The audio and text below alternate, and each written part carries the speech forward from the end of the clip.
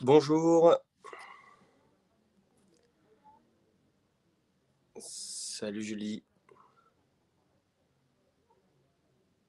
Bonjour à tous. Est-ce que vous m'entendez bien?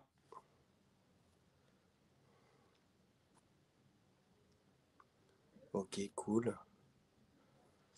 Alors, on est en live aujourd'hui pour parler de ce qu'a fait Koen récemment, qui est un musicien qui s'appelle Sandy, qui va nous rejoindre et qui a envoyé une guitare sur dans la stratosphère, à plusieurs milliers de mètres d'altitude. Il va nous raconter tout ça. Je vais faire rentrer Sandy. Alors, hop.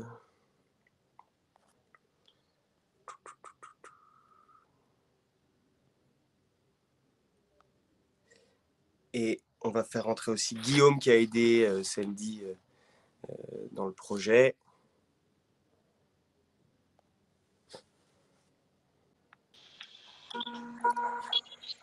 Hello. Salut Sandy. Ça va bien? Ben, ça va et toi? Nickel. Tu m'entends bien? Tu me vois bien? C'est bon? Ouais, impeccable.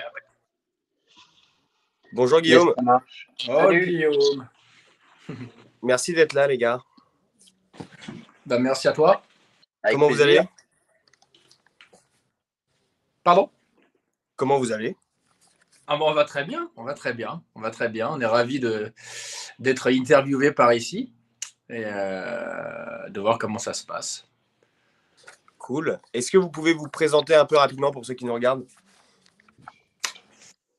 Je m'appelle Sandy. En fait, j'ai monté un projet il y a quelques années qui s'appelle Koen, que je relance depuis quelques mois avec des petits concerts dans des lieux insolites. Voilà, en fait, faut regarder pour comprendre ce qui se passe en fait. Et donc, je vais jouer dans des montagnes, sur des volcans, sur des phares abandonnés. Et là, récemment, avec Guillaume, donc on a monté quelque chose d'un peu plus fou, où on est allé envoyer une guitare dans l'espace, dans la stratosphère. Voilà. Et je passe le relais à Guillaume. Yes, salut à tous. Donc, moi, je m'appelle Guillaume, je suis un copain de Sandy. Dans ma vie, je travaille dans l'informatique et sur mes passe-temps, il m'arrive de m'amuser à envoyer des choses dans la stratosphère. Et donc, j'ai fait un projet perso il y a de ça 1 an et demi ou 2 ans maintenant, qui avait bien plu à Sandy. Et donc, il m'a fait signe en me disant qu'il avait trouvé ça très chouette et que lui, son truc, c'était d'envoyer une guitare. Et donc, on a bossé ensemble pour faire ce projet ensemble. Et comment vous est venue l'idée d'envoyer des trucs dans la stratosphère? Parce que c'est quand même pas, c'est pas un truc qu'on fait tous les jours, quoi. Alors, moi, l'inspiration, elle me vient d'un artiste japonais dont j'ai oublié le nom. Lui, son truc, c'était d'envoyer des bonsaïs centenaires dans la stratosphère.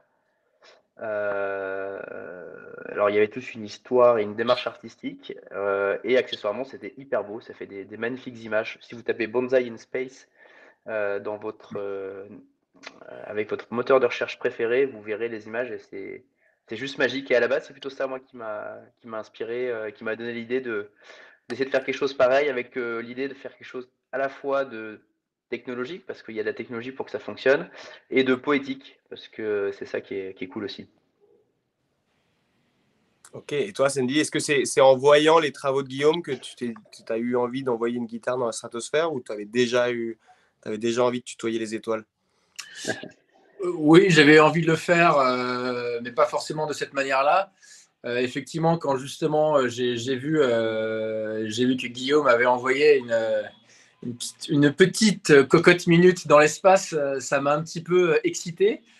Et du coup, voilà, j'ai sauté sur l'occasion en me disant bon, bah, il faut qu'on fasse un truc ensemble, vu qu'on se connaît bien. Et puis voilà, après, il y a d'autres gens qui font des trucs. Alors, c'est un peu plus particulier. Des gens, par exemple, qui envoient des. Enfin, c'est ridicule, ils envoient des merguez ou des sandwichs ou des glaces pour voir si la glace fond dans la stratosphère ou si elle reste congelée. ça existe, on trouve ça sur Internet. Bon, je préférais faire quelque chose de plus poétique, donc on a mis au point ce petit live spécial avec cette construction de la guitare aussi, qui était, on en parlera après, qui était très légère et qui nous a permis d'accomplir cette mission. Cool. Et moi, en regardant le clip d'ailleurs, que j'invite tout le monde à aller voir sur YouTube, sur ta chaîne, la première question que je me suis posée, c'est est-ce que tu as composé le son en sachant que tu allais envoyer la guitare, ou tu avais composé un son et que c'est sur ce son que tu voulais envoyer la guitare? Alors, je fais ça pour la plupart des lives que je fais, tous les autres aussi. Selon l'endroit ou selon l'expérience du live, je compose la moitié chez moi. Donc, je fais une suite d'accords voilà, qui me paraît correspondre un petit peu à l'ambiance qui va se passer. Et après, sur place, il y a de l'impro, en fait. Il y a de l'impro. Alors, l'impro, c'est souvent avec la guitare et mes pédales. Du coup, c'est moitié-moitié. Voilà. Ok. Et combien de temps ça vous a pris entre le moment où tu as eu l'idée, vous vous êtes connecté pour faire ça, et la publication de la vidéo qui s'est faite il y a quelques jours? C'est combien de temps de boulot tout ça? Ça fait à peu près 1 an. Tu me dis si je me trompe, Guillaume? Non, c'est ça. Ça fait 1 an, sachant que à partir du moment où on s'est dit qu'on allait faire ça, il a fallu aussi. Alors c'est dommage, malheureusement Max, mon luthier, celui qui fabrique mes guitares, il peut pas se joindre à nous ce soir. Mais il a fallu qu'il fabrique cette guitare. C'était pas forcément évident parce que Guillaume demandait demandait qu'elle fasse moins d'1 kilo par exemple, et c'est pas évident. Donc il a fait des plans 3D, il a fait des recherches, il a fait des recherches sur les matériaux, sur les types de bois les moins lourds, sur les mécaniques et surtout sur la surface, parce que je voulais une surface en miroir, parce que ça, quand vous verrez, enfin ceux qui n'ont pas encore vu, c'est ça qui donne un petit peu un effet sympa. Donc qui fabrique tout ça et en fait ça a pris 1 an, parce que bon, il a pas que ça à faire aussi, il a aussi d'autres commandes de guitare et puis il fallait attendre aussi un créneau météo. Donc une fois que la guitare était faite, fallait aussi prévoir, fallait attendre. Et la guitare, justement, pourquoi moins d'1 kilo, Guillaume? Il fallait qu'elle fasse combien dans l'idéal? Alors, dans l'idéal, le plus faible possible. Ouais. En fait, je crois que Sandy, quand il m'a filé une de ses guitares pour que je regarde un peu la faisabilité, ça faisait quoi, 3,5 kg, quelque chose comme ça, de mémoire. Ouais. Et en fait, pour des histoires réglementaires, donc nous, on a envoyé un ballon stratosphérique et la réglementation stipule qu'on doit faire moins de 4 kg toute la charge utile. Donc la guitare, mais également les caméras, les batteries, enfin tout ce qui monte avec le ballon, au total doit faire moins de 4 kg. Et là de rien, il y a un peu de matos. Du coup, j'avais fait mes petits calculs et j'avais dit à Sandy, écoute, si la guitare fait 1 kg, je fais mon affaire que la charge utile au total rentre bien dans le cadre réglementaire qu'on voulait respecter, pour que tout soit simple. Parce qu'en fait, après, on passe dans d'autres cadres réglementaires. C'est des ballons légers, mais pas si légers que ça. Et du coup, là, c'est beaucoup plus contraignant. Alors que là, on n'avait pas trop de contraintes, c'était facile. Et au Voilà, final, d'où la commande du 1 kg. Elle pesait combien au final, cette guitare, Sandy? Elle faisait 1 kg. Ouais, peut-être 1050 grammes. Ouais, Okay, c'était ça. Il y avait 50 grammes qui se baladaient, mais ça faisait l'affaire. Ça faisait l'affaire. Ouais.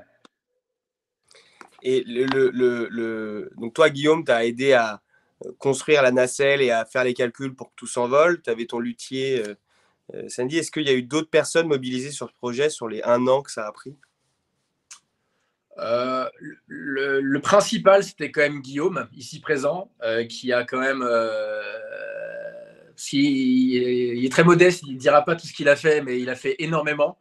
Il a construit donc cette nacelle, parce qu'en fait, pour avoir les images qu'on a, il faut qu'il y ait une nacelle qui soit, je ne sais pas combien elle est, à 50 cm, un truc comme ça, de la guitare. Et en fait, à l'intérieur de cette nacelle, il y a donc les caméras GoPro qui sont embarquées. Et en fait, il faut créer un système parce que les caméras, alors ça c'est Guillaume qui me l'avait dit, sinon moi je ne le savais pas, au bout d'1 heure de film, elles s'éteignent toutes seules. Donc en fait, il fallait trouver une astuce pour qu'elles ne s'éteignent pas. Et en fait, Guillaume connaît l'astuce. Donc en fait, il faut faire un système avec des batteries externes, des trucs comme ça. Il y a tout un système qui a été organisé et qu'il a créé. Donc, alors c'est Guillaume qui est quand même le génie de l'affaire. Je me suis complètement reposé sur lui et je te remercie encore, Guillaume. Et après, pour la mission, il y avait, oui, il y avait encore deux, trois autres potes qui étaient là pour nous aider parce que, mine de rien, à organiser tout ça, c'était quand même pas mal. Ouais, ça a l'air. Ça a l'air, ça a l'air. Ouais. C'était quoi les. Est-ce que moi j'ai. Enfin, une question, c'est Julie aussi qui a posé la question dans les commentaires. Vous avez envoyé la guitare avec du coup un ballon. Il y avait des caméras dessus. Donc il y a un clip, donc les caméras, vous les avez récupérées. Comment on récupère un truc qui va dans l'espace? D'ailleurs, c'est monté à combien de mètres? 31 000. 31 000. Ouais, donc, en fait, pour fixer quelques ordres de qu'on la grandeur, récupère? voilà. Les vrais, c'est 8 000 et les avions, c'est 10 000. Donc, on est allé beaucoup, beaucoup plus haut. Ouais. Et donc, Et comment tu comment on la dis que tu vas récupère récupérer ta guitare? avec des trackers GPS. Donc, ça fait partie aussi de la charge utile, donc du poids qu'il fallait embarquer. Le principe, c'est que c'est des petits boîtiers avec un capteur GPS. Nous, on a mis 2 histoire d'avoir de la redondance. Si on en perd un, on a l'autre en backup. Et c'est hyper précis puisque ça nous permet de savoir très précisément où la charge utile est retombée, donc la charge utile avec la guitare en particulier. Et donc nous, on n'a plus qu'à aller la récupérer. Sachant qu'il y a Mais il un n'y avait pas. préalable à ça, c'est on avait une idée assez précise de là où ça allait tomber. En fait, aujourd'hui sur Internet, tu as des gens qui ont créé des softwares où en gros tu rentres les spécifications de ton vol, le poids, d'où tu pars et ainsi de suite, le type de ballon et la quantité d'hélium et ainsi de suite. Et avec les conditions météo, ils sont capables de te dire de façon assez précise où est-ce que tu vas atterrir. Il n'y avait Voilà. pas un risque que ça retombe sur la tête de quelqu'un? Alors, il y a toujours un risque, et donc c'est pour ça que il faut faire pas n'importe quoi. Et en particulier, nous, on a choisi un jour où il y avait un créneau météo, on pourra en reparler parce qu'on avait des enjeux de météo, mais aussi par rapport au vent dominant, à la fois au sol puis dans les différentes couches de l'atmosphère, pour qu'on s'assure que l'endroit où, voilà, à peu près à 1 kilomètre près, ça tombait, on savait qu'on tombait dans un champ ou dans une forêt, et en tout cas pas en pleine ville. Donc typiquement le lendemain, donc nous on est parti de Quiberon, le lendemain le logiciel nous prédisait qu'on atterrissait à Nantes, et donc là on a dit non, ça on peut pas le faire. Donc c'est effectivement des choses qu'on doit anticiper. Et quelques semaines avant, quelques semaines avant, le logiciel nous disait que ça s'atterrissait en plein milieu de l'océan. Donc là, on a évité aussi ce créneau. Ouais, même si ça tombait pas sur la tête de quelqu'un, c'était un autre problème. Ouais, c'est ça. Parce que oui, après, il faut la récupérer dans la flotte, quoi. Et Abdelawed qui demande dans quel état elle est revenue, la guitare. Bon. Ah bah attends, regarde. En fait, on descend de 31 000 mètres, mais Thomas Pesquet, lui, nickel. il descend. Voilà. Il descend Elle est toujours là. Lui, il était à 400 km. Qu'est-ce qui était à 400 km? Thomas Pesquet, effectivement, lui, c'est un peu plus. Un peu plus vénère la rentrée dans l'atmosphère parce que il arrive de beaucoup plus haut et puis il était satellisé, donc il allait beaucoup plus vite. Nous, en fait, la guitare et la charge utile redescendent sous un parachute. Alors ça fait une petite chute libre au début, le temps que le parachute s'ouvre. Donc elle prend 200 km/h en vitesse, mais une fois que le parachute s'ouvre, etc., elle est ralentie et ça crame pas. Ok, putain. Et donc elle est nickel. Et t'as rejoué avec ou pas depuis samedi? Ah, j'ai rejoué avec, elle marche nickel et je jouerai dessus d'ailleurs en concert sans problème. Donc, ouais, non, aucun problème. Et elle a mis combien de temps à descendre? Parce que est-ce que ça va très vite entre la montée et la descente? Ça prend combien de temps?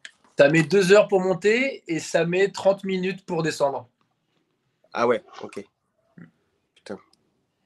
Ok, cool. Et la nacelle, Guillaume, qu'est-ce que vous mettiez dans les ballons pour que ça monte? Est-ce que c'est un ballon comme les enfants ont dans la rue, des ballons de baudruche, ou est-ce que c'est un ballon un peu plus, avec un peu plus de spécificité? Bah, c'est un très gros ballon alors de baudruche. Je sais pas trop la matière. Je pense que c'est du latex ou je sais pas trop quoi. Ouais. Mais c'est beaucoup plus gros. Ça fait 2,50 m de diamètre. Peut-être que Ok. Sandy pourra partager quelques photos ou je sais pas si on peut faire ça dans l'app. Pas encore, Euh, bientôt. et donc c'est des ballons stratosphériques, hein, donc ils sont vraiment faits pour ça. Et donc le principe, c'est que on gonfle le ballon avec de l'hélium au niveau du sol, donc avec un bar de pression, qui est la pression atmosphérique au niveau du sol. L'hélium, c'est plus léger que l'air, donc ça va faire monter le ballon avec la charge utile accrochée dessous. Et au fur et à mesure que ça monte, la densité d'air diminue, il y a de moins en moins d'air. Et comme on a toujours un bar de pression à l'intérieur du ballon, le ballon va devenir de plus en plus gros jusqu'à exploser. Donc c'est parfaitement prévu qu'il explose. Et puis bah, c'est quand donc il met à peu près 2 heures pour monter, il explose. Et là, redescendre de la charge utile, à peu près 30 minutes sous le parachute. Ok, bien précis. Est-ce que vous avez rencontré pendant cette année-là des grosses galères, quoi, des trucs où vous vous êtes dit ça va être compliqué d'y arriver parce que en fait quand vous en parlez, on a l'impression que c'est normal d'envoyer une guitare dans la stratosphère, on a l'impression que tout est prévu qu'on met un ballon, on branche du GoPro, mais j'imagine quand même qu'on joue avec quelque chose qui est quand même pas très palpable et qui est pas autour de nous. Est-ce que vous avez eu rencontré des obstacles compliqués? Le seul obstacle, enfin, en tout cas de mon côté, après Guillaume pourra nous parler de sa partie, c'est exactement comme dans tous les lives que j'ai fait. À chaque fois, je les fais à l'extérieur. Et en fait, c'est la météo. Donc, quand je suis allé sur le TVNEC, c'était en pleine mer. Il fallait pas qu'il y ait de la houle. Et puis, il y a un moment, j'ai annulé mon live parce qu'en fait, il y avait 4 mètres de houle. Donc, c'était impossible d'accoster. Au même titre qu'à Lanzarote, en haut d'un volcan, à un moment, il y avait beaucoup trop de vent. Et mon drone, en fait, à partir d'une certaine limite de vent, il galère. Donc, je peux pas faire des images. Ou puis bah, s'il y a de la pluie, voilà, ça marche pas. Et là, en fait, il fallait vraiment que les conditions pour l'espace, que ça soit assez nickel. Donc, il fallait attendre un créneau météo C'était quoi les nickel. conditions à respecter? Il nous fallait pas de pluie, Ouais.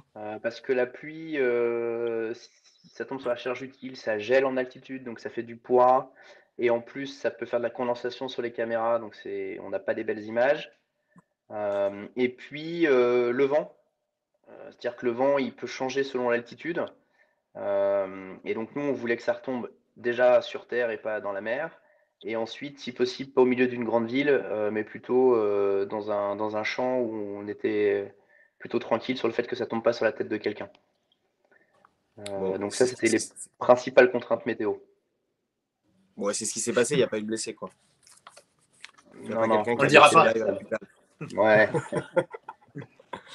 ouais. Sandy, tu parlais de tes autres lives à Lanzarote, tu Ouais, es allé sur le Mont Blanc aussi. Est-ce que tu peux nous ouais, sur présenter l'aiguille un du peu Triolet, ouais. Ouais, voilà, exactement. Tu peux nous présenter un peu les différents lives que tu as fait là récemment? J'essaie de trouver des coins qui sont magnifiques tout simplement et dans lesquels on peut se perdre et dans lesquels on se sent bien et petit. J'adore ça. Donc en fait, j'ai choisi les volcans parce que ça symbolise quelque chose d'assez fort. Je suis allé sur l'aiguille du Triolet aussi, donc en face du Mont Blanc. Puis là, c'était magnifique aussi. Il faisait moins 16 degrés, c'était un peu plus compliqué pour mon matos, mais ça l'a quand même fait. Et t'étais en Converse. Non, en Stan. Alors ça, c'est drôle parce que les commentaires, souvent, les gars me disent, mais attends, mais comment t'es monté avec tes Stan Smith? Et voilà, non, je ne suis pas monté, j'ai triché là, sur ce coup-ci. J'étais allé en hélico sur l'aiguille. Ah ouais, Ouais. T'es honnête, Et, t'es honnête, t'es honnête. je suis honnête. Ah bah oui, mais je sais. Après, je me suis fait flinguer par une certaine catégorie de personnes et je comprends. Mais ça, j'avais pas le choix. Et sinon, Tévenec, donc sur le phare, bah là, je pouvais pas y aller à la nage, donc je suis allé. C'était quand même dans le Ratsin, donc c'est un des endroits où les courants sont les plus forts. On y allait en bateau, un Zodiac, hein, tout simplement. Et j'ai même dormi sur le phare. D'ailleurs, c'était assez fantastique comme expérience.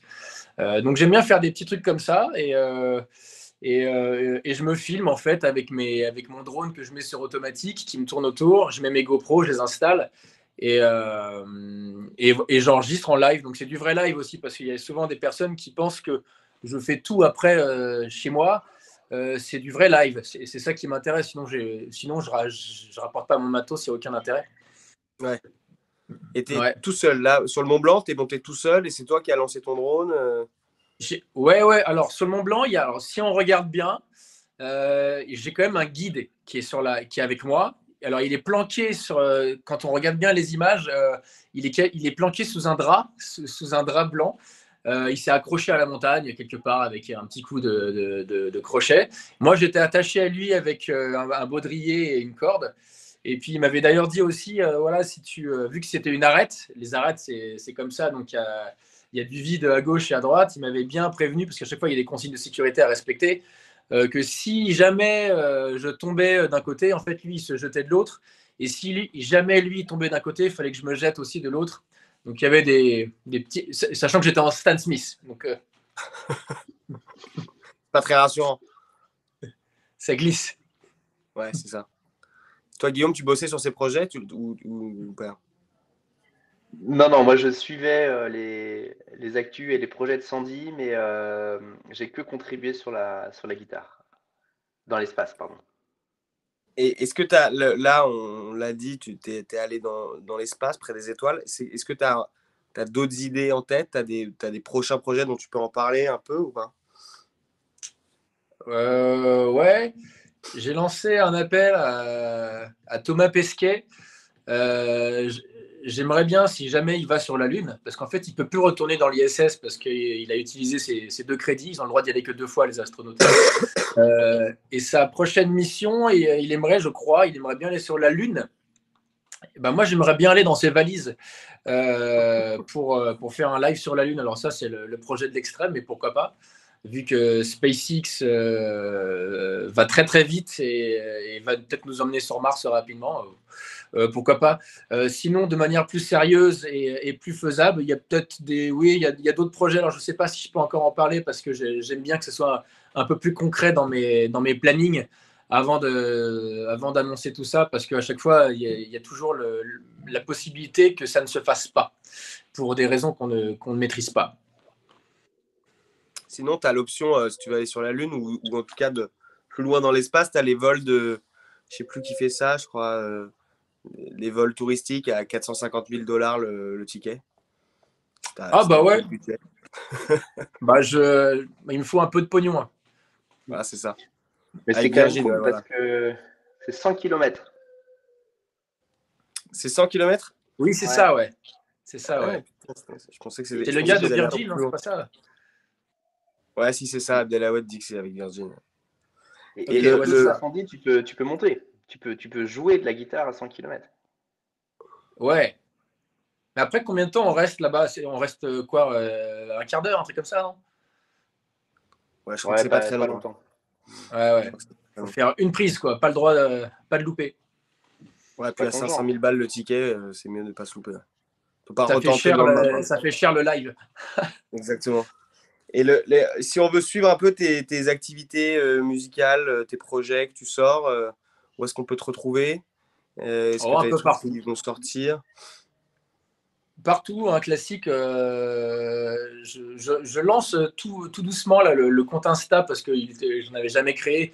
Et du coup, j'ai vu que tout le monde. Enfin, c'était vraiment the place to be. Donc, Instagram, Facebook évidemment, mais je crois que c'est en train d'un peu de crever ce truc. YouTube évidemment, parce que c'est là où on voit toutes les vidéos. Après Spotify et compagnie, évidemment. Il y a un album qui est prévu l'année prochaine, en 2022, donc. Voilà, on me trouve.